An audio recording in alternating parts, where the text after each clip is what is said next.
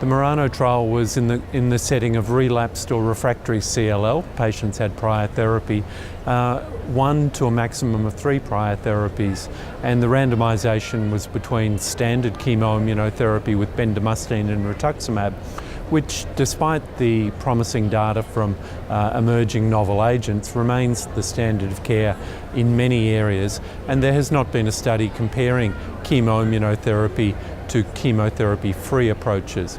Our investigational arm here was the combination of venetoclax, a BH3 mimetic targeting BCL2, together with rituximab.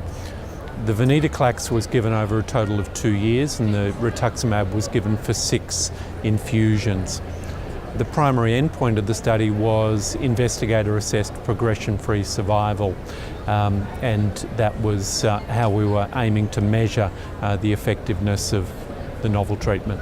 The trial recruited 389 patients, evenly randomised between the treatment arms. There was a median of 1 prior therapy. 60% of patients had 1 prior therapy, although a strong utilisation of fludarabine-based treatment. So 74% of patients had received prior FCR.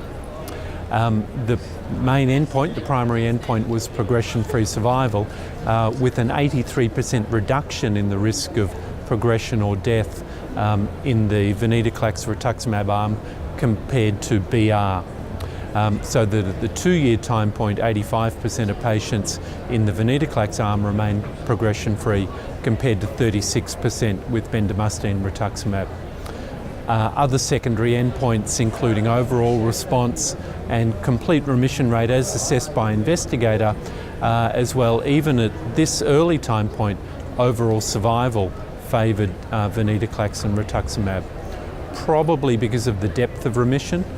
So using MRD negative peripheral blood status at the end of the combination treatment period, that was 62% in the venetoclax rituximab arm compared to only 13% with bendamustine rituximab. So I think the depth of the remission is the strong contributor to the improved long-term, medium-term efficacy. At 2 years follow-up, we can't really claim long-term outcome yet.